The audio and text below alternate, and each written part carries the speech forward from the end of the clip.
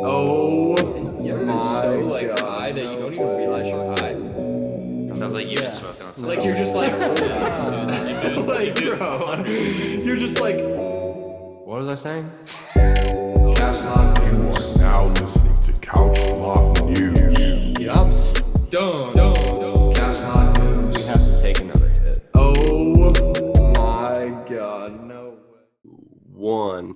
And we are live. Welcome back, Couch Lock Nation. We are back with episode 16 of the podcast. And this week we do have a guest again. It's no longer just the boys. But we're back with, would you like to introduce yourself? Sure. My name is Tom Grebenstein. I am the Chief Revenue Officer of Tikun Olam, USA. Thank you so much for Nice. coming. Without further ado, go ahead, Jay. Sorry. Yeah, We- you didn't even we all know a bunch of people are like, so that's how you pronounce it.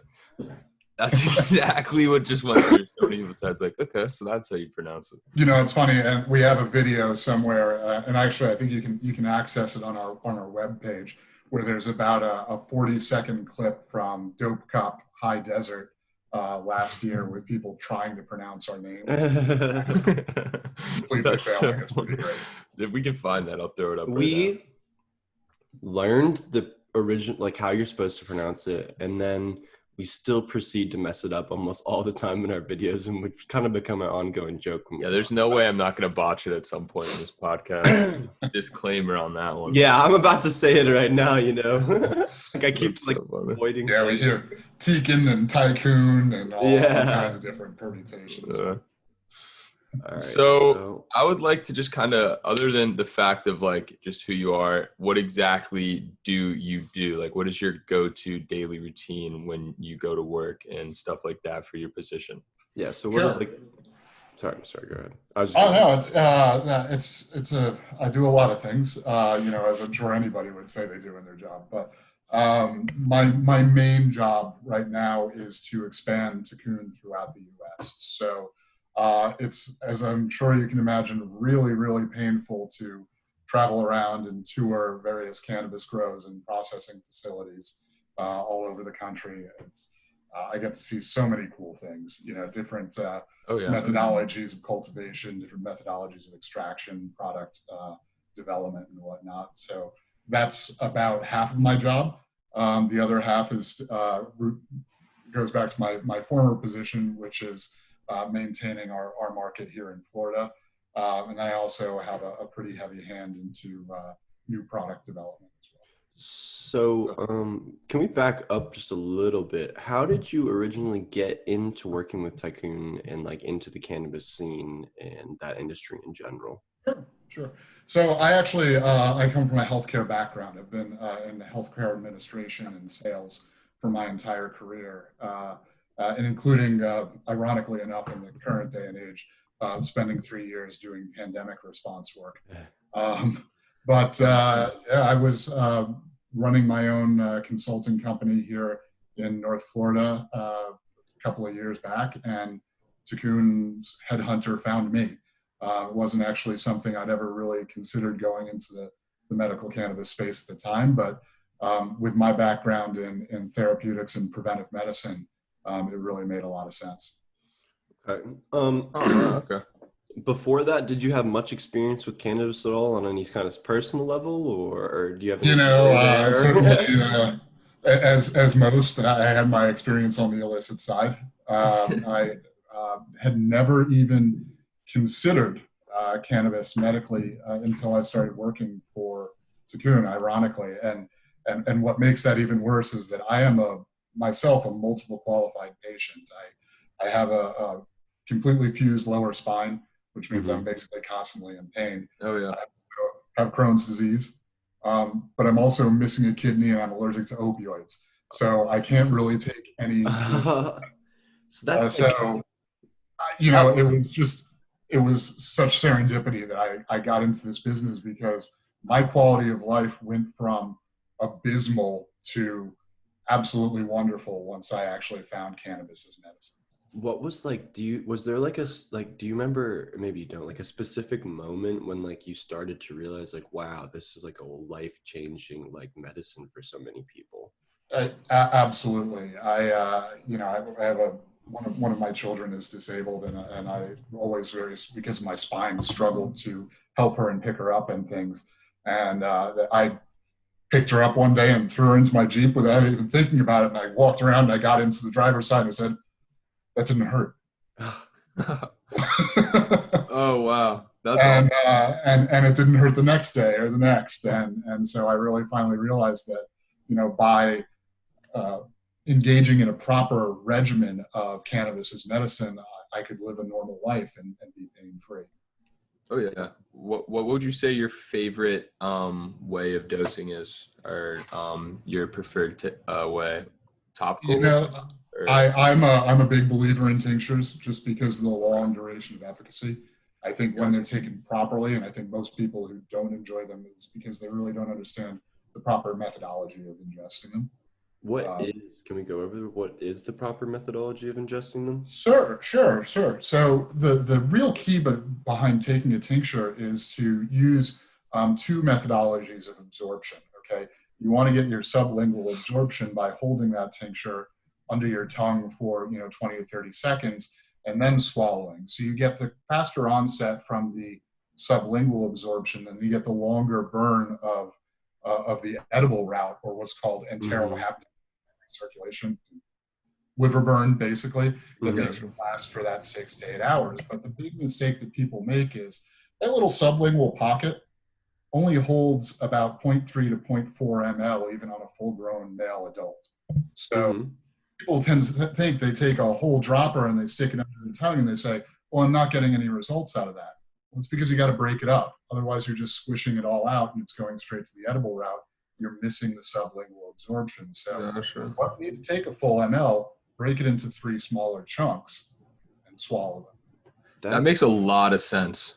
Me and you have had a lot of debate over, because over tinctures, the program, like we hadn't used tinctures before, and then we both did eventually realize like how great they were, but our method of dosing was definitely a topic of debate between us. So I'm glad to hear I actually tried Tikun for my first ever tincture. I believe it was the Iran Mog tincture. How do I pronounce that one? That's actually, you're right. I was right. Let's go. I've been pronouncing that right forever. All right, we're good. That's good. My Israeli friends would say Iran Mog, but that's a little bit of a tongue twister. So Iran Mog is how we pronounce it. Okay. Or we just shorten it to EA because you're probably saying it all day. There's probably so many abbreviations.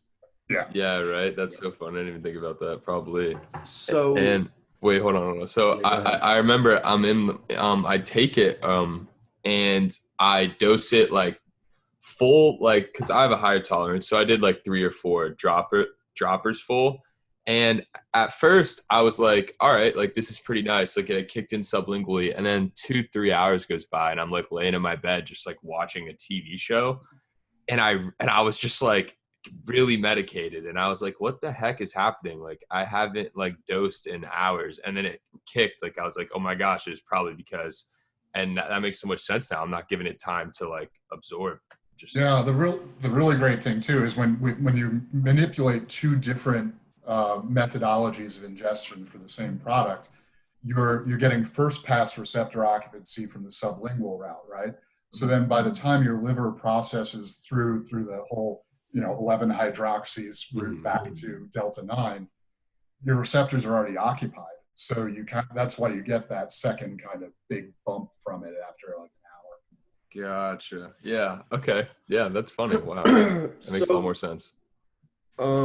Let's go to a question that I personally have. So like in Florida, you have like your MMTCs, and then you have these companies that like work with these MMTCs, because Florida's vertically integrated, right, Chase? Yeah, 100%. And so how, like, what is Tikun like technically, in like, how do you go about like pairing with one of these like dispensaries so you guys can like sell and work in the state of Florida? Like, is it your team? And I know how much you can reveal, so like, just, I'm just asking, does your team come in and do it? Do they teach them? Like, this is hard. It's more or less the same with certain variations that are obviously proprietary that I can't get into. But the way it operates for most brand licenses in Florida is pretty simple. Right? You have a company like Tikun or like Betty's Eddies or Mary's Medicinals or Binsk or any of the other nationwide companies that are not licensed entities. What we do is we bring in genetics and provide them to a licensed entity. And then we license our brand and our intellectual property to them. And so it's their responsibility then to grow, produce, do everything according to our standard operating procedures or whoever's standard operating procedures. So you're still getting product that is true to, in our case, the research, true to the heritage out of Israel. It's just that we are not physically touching the plant. We are simply guiding our partner in how to grow and extract them to our standards. Okay, that makes sense. Gotcha. Okay. Yeah, that makes a lot more sense. Okay. That was honestly a big reason why we chose to work with Vitacan, not only because they got some pretty serious growing chops over in the greenhouses, but also their extraction team are really masters of using this incredibly expensive subcritical fluid network extractor. They actually have two of them. They cost an obscene amount of money, but they're once you really tune it into the art of extraction, these guys really know their business and they can our strains right, get those big terp profiles that we need. I thought it was just because you guys both have hard names to pronounce. Yeah. That's so funny. Yeah, I'm a huge fan. I mean, a lot of people are a huge fan of your guys' distillate. I wanted to ask about that. Like, I mean, personally, when I use the distillate from Tikun and when I use distillate anywhere else in the state, the effects I get from you guys are just a lot more medicating. I mean, obviously, you probably can't go into details that you're going to give it away to your competition, but in what you can say, what's your difference? So I think there's two things. First of all, it starts with the genetics, right? So our genetics, because they were selected for specific symptom abatement, were really, really focused on the terpene profiles as much as the cannabinoid profiles. So when they're really treated right and are allowed to express those terps and the terps are extracted properly, not only is the flavor so much more pronounced, but so is the therapeutic benefit because of cleaner terps. So, a lot of folks will say, hey, CO2 is CO2 and whatnot, but I think there's more to it than that. You have to treat terp extraction very, very, very gently and even strain specifically in terms of extraction pressures and temperatures to really exercise the optimum terpene profile. So by doing that really gently and setting the terps aside before we go through cannabinoid extraction, then reintroducing the terps later, you get a more true flavor. And I think that holds a lot more to folks who are flower connoisseurs and not necessarily accustomed to distillate. They identify the flavors in our distillate more readily. Gotcha. I definitely agree. Do you have a personal favorite from you guys? I do. I'm a huge fan of Ares. I just love the not only the symptom relief, but the flavor profile on it's great. What I've really noticed with it too is that it smokes completely differently based on the flower itself smokes completely differently based on how you ingest it. So through paper, it's good. Through an inline bong, it's very good, but through a beer style glass, different level. You get that milky texture of the smoke really carries the beta myrcene and the heavy dark berry flavors of the flower through very clean. Dang, that's crazy that you noticed that even like through the different types of like glass pieces. That's some connoisseur. That's some connoisseur level. I like it. I love it. All right. It made it be totally in my head because my wife will smoke it and just say, it tastes like weed. That's what most girlfriends say. But then, like, you get in these kind of calls and like, hey, the terpene, the myrcene is really bringing out the. Yeah, I mean, I don't know if you all had a chance to get that last batch of Alaska flower, but when you break it up, it smells like tangerines, and then after you smoke it, that burnt tangerine flavor stays in your nose for hours afterwards. It's really enjoyable. Oh wow. Yeah, unfortunately, I have not got a chance to try your guys' flower, only the distillate, but it's kind of a rare drop, It's I've tried the flower. Really. It is. Yeah. It is. I mean, it's funny you mentioned that. It's one of the things I wanted to speak to. We are at heart an extract company. We for a number of reasons, but as I mentioned, with the terp profiles being compressed, but our flower is really enjoyable to smoke, but we're struggle with a way to come up to express it. It's not fashion weed, right? We've never taken our strains and bred them to optimize yields or bag appeal or any of those things. They were specifically selected for symptom abatement and then never messed with. We don't hybridize them to try and make sure that we're getting super high THC or 80 grams per square foot out of the grow or anything like that. We want to make sure that we're staying as true to the original genetic as possible. And so a lot of folks, they buy our flower and they look at it and they say, oh, this looks like 90s mids. Well, yeah, that's because after the 90s was when people started hybridizing for yield and bag appeal, right? So yeah, yeah, sure it does. But we didn't tell you it would look pretty. We told you it would do what we wanted to do. So that's awesome. I think a lot of people, one, love to hear and see that like someone who works for them is so passionate and like knowledgeable about their own products. And two, I'm so medicated, I might have forgot where I was going with number two. Anyways. No. Dude, sometimes it happens. So It'll come back funny. though. You got to just roll with it. All right, that's fair. It does. Damn it, I hate it when that happens. Anyways, all right, I have a quick question. Go ahead. And is there any new products, anything you're particularly excited about coming soon? Yes, there's a lot of stuff. Some of it I can get into, some of it I can't. Yeah, that's fair. I would say, first of all, expect to see RSO from us soon. Awesome. Which is a major, a big deal for us. RSO is an incredibly therapeutic product. There are a lot of folks who get a lot of relief from it.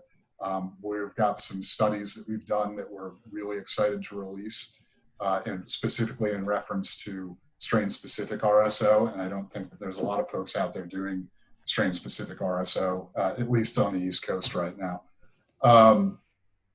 You're also going to see some, believe it or not, non-strain-specific stuff come across from us as much as we love our genetics, but we have developed an absolutely amazing R&D lab out in California that is with us new delivery technologies. Some that will be more easily licensed now that edibles are available here in Florida, because they're things that kind of walk the line between tinctures and edibles. So we'll get more into that, but you'll start to see a lot of stuff come out from us that's going to be very innovative. Can you say that we will be seeing edibles from Tikun or no?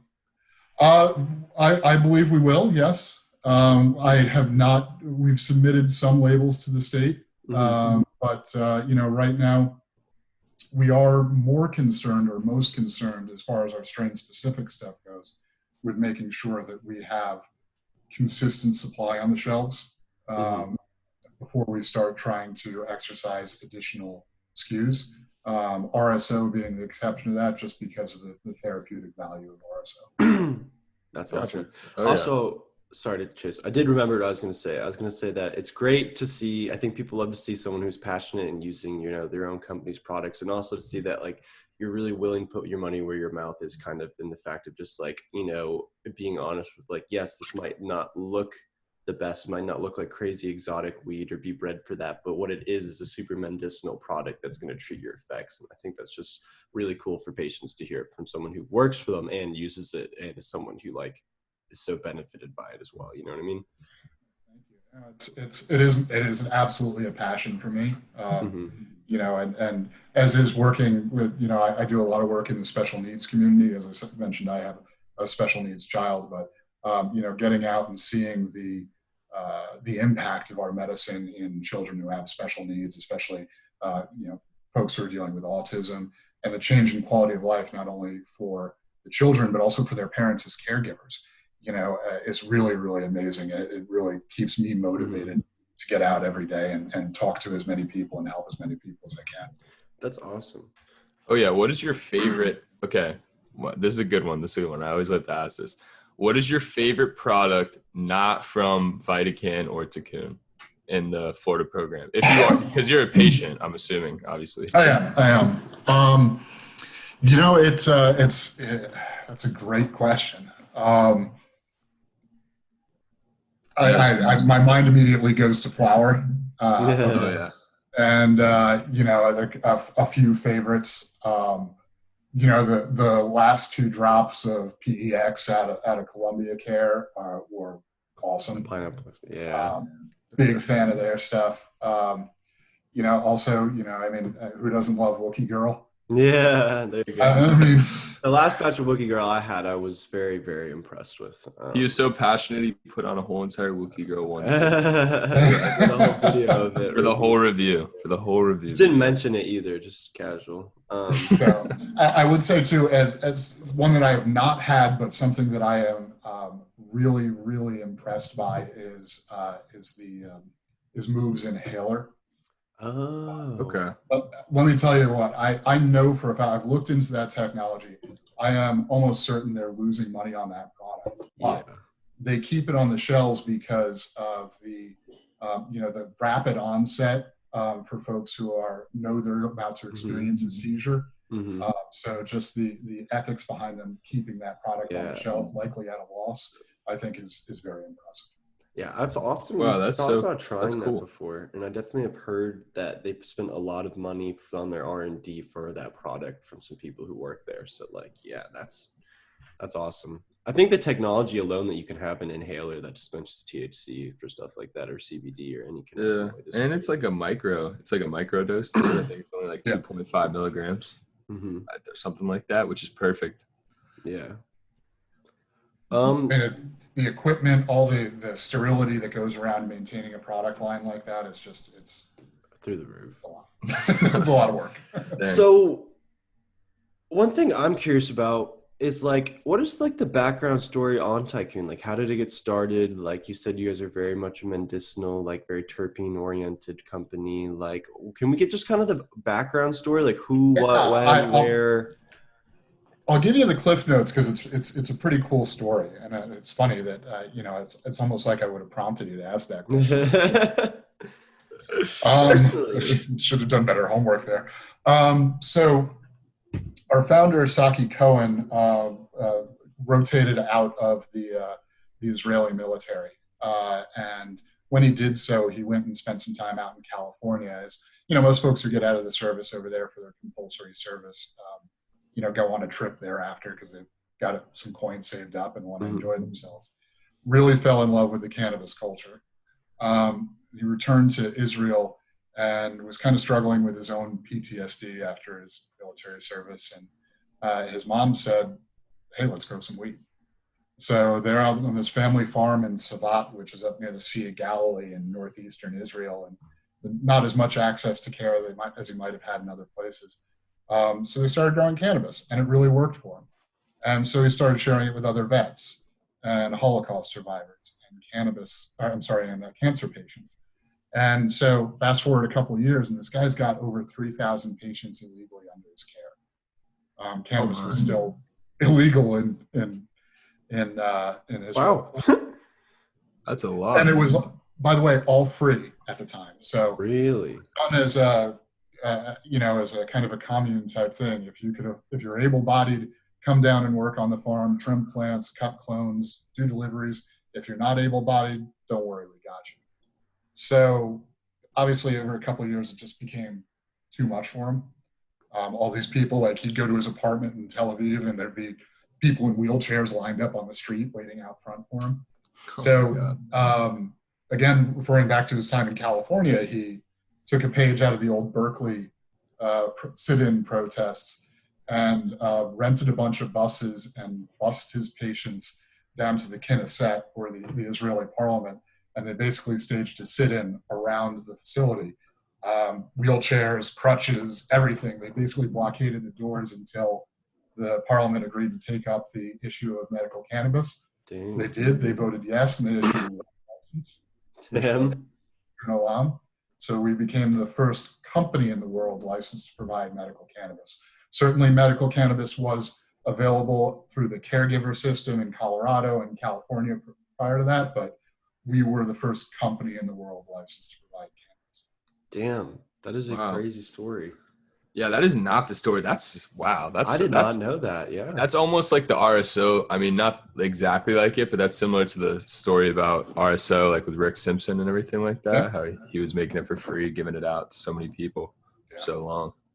What was particularly cool too is once the licensure then came through, Raphael Mechoulam, who of course everybody knows Dr. Mechoulam, the godfather of cannabis, became very involved with Saki, our founder, and they worked together on the breeding program and the research. So you'll see on a lot of the research on our webpage, you'll see Dr. Mechoulam's name. You'll see Dr. Galili, who's widely credited with discovering CBD and much of the endocannabinoid system. Their names are all on there. And even Avi Dekel, our 15-to-1 high CBD strain, was actually specifically selected for Dr. Mechoulam's research in autistic children and agitation in those with Alzheimer's. Gotcha. Man, this is some good stuff. Like I did not know all this about you guys, and I wish I had done a little bit more research now. That's so funny. I have one more question for you. And this is going to be probably my last one about the patients and stuff like that, at least. What is one thing, the biggest thing that you just want to tell patients that like you can't just sit them down and be like, hey, like other than what you've probably already discussed? I would say that aside from, of course, I always want to stand on the terps over percentage soapbox. Yeah. But I think aside from that is that there are no silver bullets, right? The cannabis is not a miracle drug. It's a series of therapies that are available to everybody, and they need to tailor it to themselves. I'm not going to tell anybody that any one of our products is the best or the only thing or whatnot, because everybody's endocannabinoid system is different. So I think if anything, it's especially to new patients, don't give up. Keep searching around, keep trying things, keep finding what's going to work for you, because it's not necessarily going to be the same thing that everybody tells you. And of course, I've got to throw in the obligatory Reddit dig that just because people on Reddit tells you that some product is not going to work for you, it doesn't mean that's true. It's just somebody else's opinion. So take your time, do your research, find what's good for you, and don't let anybody tell you that you're wrong for doing it. All right. Those are some great words. Nice. Thank you. That's a great thing to end on. Unless there's any more questions you had for us or anything else you wanted Any questions to say. for us? I mean, I watched a lot of your shows, so I think I've got all my answers already. All right, fair enough. Nice. Except again, here's one. How badly did your throat hurt after trying to suck back a whole joint in 80 seconds? Okay. Actually, believe it or not that bad. I was like, it was a really smooth joint. Like I was impressed. I was expecting it to hurt a lot more, but I think I could have done 60. The next towards the end, I got kind of slow. I was like slowing down, but I think I could have got to 60. Well, keep training, and we'll see if you can beat it. That's funny stuff. That was awesome. Fuck. Yeah, that was funny. That was an interesting video. Great, what an impression. Well, yeah, I do have to say that is one of the great things about cannabis is medicine, right? Because you can not only does it heals, but you can have some fun with it too. Yeah, exactly. Awesome. All right, man. All right, ladies and gentlemen, thank you so much for tuning into this episode. This was Tikun. Hopefully I pronounced it not too bad this entire episode. Thank you so much for watching. Please like, comment, and subscribe, and peace out. Stay couch locked, people. It's not even packed, boys. We're getting lucky. It's not even packed. Do you guys still have the edibles left? Really? Let's go. We got lucky, boys.